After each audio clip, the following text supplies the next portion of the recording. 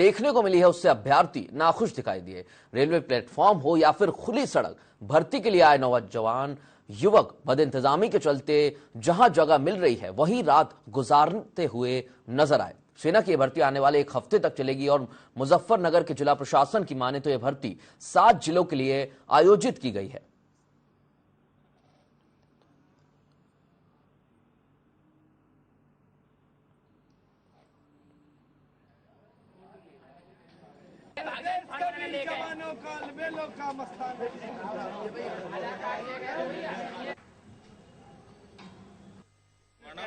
कपिल कुमार। कहाँ से आए हो? बाबू सॉरी गौतम बुद्ध नगर। यहाँ क्यों आए हो? भर्ती होने के लिए। क्या व्यवस्था की है? तो कुछ नहीं है, सड़कों पे लेटे हुए हैं, ना पानी ना रहना सहना कुछ भी नहीं है। कुछ लेटने के लिए होना चाहिए था, तो कुछ भी नहीं है, ना खाने के लिए कुछ भी। क्या नगर पालिका ने पानी की व्यवस्था की है? कुछ भी नहीं।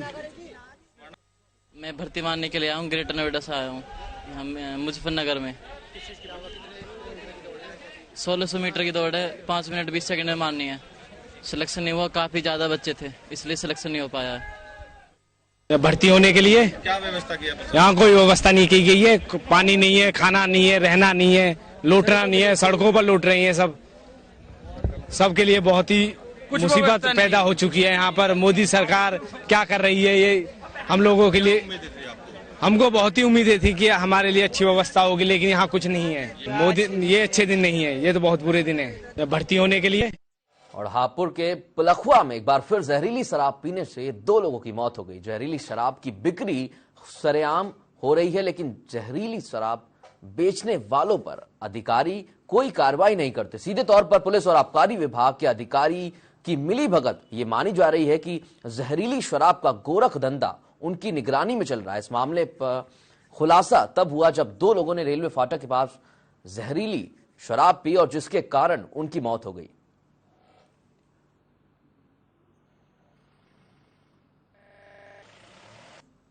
सर, ये शायद जहरीली शराब से मृत्यु पाई गई और मुझे झाग वाले निकल रहे थे, जो लोग उठा के लाए थे। शायद जहरीली शराब ही लग रहा है हमें, फिर जहरीली शराब से ही साथ इनकी मृत्यु हुई है। ये हमारे मोहल्ले का रहने वाला है, परमी उर्फ परमानंद, सन ओम प्रकाश शर्मा। बताया जाता है कि इन 2 लोगों ने रेलवे स्टेशन फाटक के पास मंदिर के पीछे शराब वराब पी थी, जहां ये इनकी मौत हो गई। अब ये दोनों लोग यहाँ रेलवे क्रॉसिंग पे रिक्शे पे मृत पाए गए हैं। इनकी डेड बॉडी पोस्टमार्टम के लिए भेजी गई है और पोस्टमार्टम रिपोर्ट आने के बाद ही सुनिश्चित हो पाएगा कि मृत्यु का कारण क्या रहा। और यूपी के उन्नाव के असोहा थाना क्षेत्र के उस वक्त अफरा तफरी मच गई जब गांव के ही एक व्यक्ति की लाश उसी के घर के बाहर एक बाग में मिली।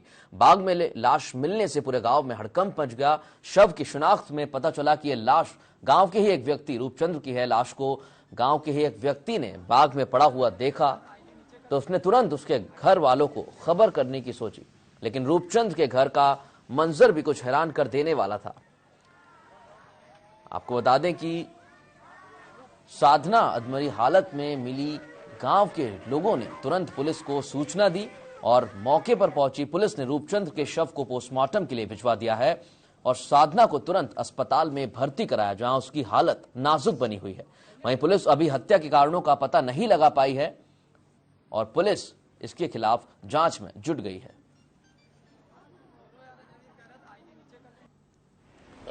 इस जनपद के असोहा थाना क्षेत्र अंतर्गत एक केवनी गांव है, वहाँ पे एक बाग में एक युवक की डेड बॉडी मिली है। उसकी पत्नी को भी मारा पीटा गया है।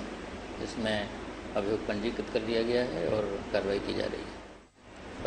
इस जनपद के असोहा थाना क्षेत्र अंतर्गत एक केवनी गांव है, वहाँ पे एक बाग में एक युवक की डेड बॉडी मिली है। उसकी पत्नी को भी मारा पीटा गया है। और गैंगरेप पर दिए विवादित बयान को लेकर समाजवादी पार्टी के प्रमुख मुलायम सिंह यादव की मुश्किलें बढ़ती दिख रही हैं। आपको बता दें कि मुलायम सिंह के बयान का संज्ञान लेते हुए महोबा की कुलपहाड़ तहसील के एक अदालत ने उन्हें समन जारी कर 16 सितंबर को तलब किया है। अदालत ने मुलायम सिंह यादव के खिलाफ कई धाराओं में मामला दर्ज किया है और 16 सितंबर को कोर्ट में पेश होने को कहा है।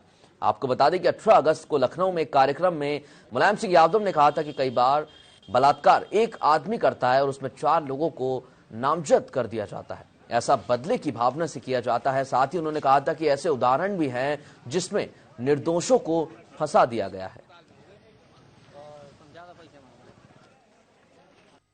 हमारे अधिकारी जी ने ये क्या जो मुलायम सिंह जी ने कल बयान दिया था कि एक महिला के साथ 4 पुरुष गैंग रेप नहीं कर सकते हैं, वो पेपर में न्यूज आई थी, टीवी न्यूज में, उसी के संज्ञान में लेते हुए हमारे स्टेट ने वहाँ तलब मुकदमा दर्ज करके स्वयं और अपने स्वयं संज्ञान में लेकर के मुकदमा पंजीकृत किया है और सम्मान से तलब किया है।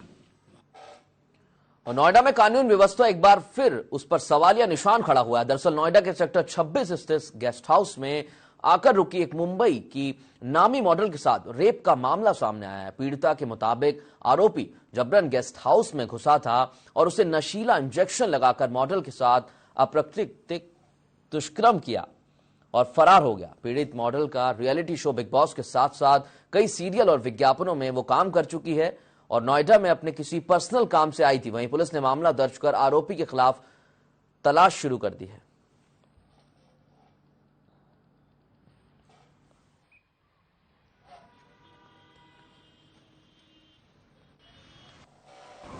उन्होंने थाना सेक्टर 20 में अपने साथ दुर्व्यवहार और रेप की शिकायत की है, जिस पर अभियोग पंजीकृत कर लिया गया है। उनका मेडिकल परीक्षण करा दिया गया है और उनका 161 का बयान लिया गया है। प्रथम दृष्टया उन्होंने अननोन पर्सन के खिलाफ जो FIR है अननोन पर्सन के खिलाफ है। प्रथम दृष्टया उनकी बातों में काफी कंट्राडिक्शन दिख रहा है, इसकी गहराई से जांच। अभी तक के बुलेटिन में इतना ही। आप देखते रहिए एक्सप्रेस न्यूज लाइव। नमस्कार।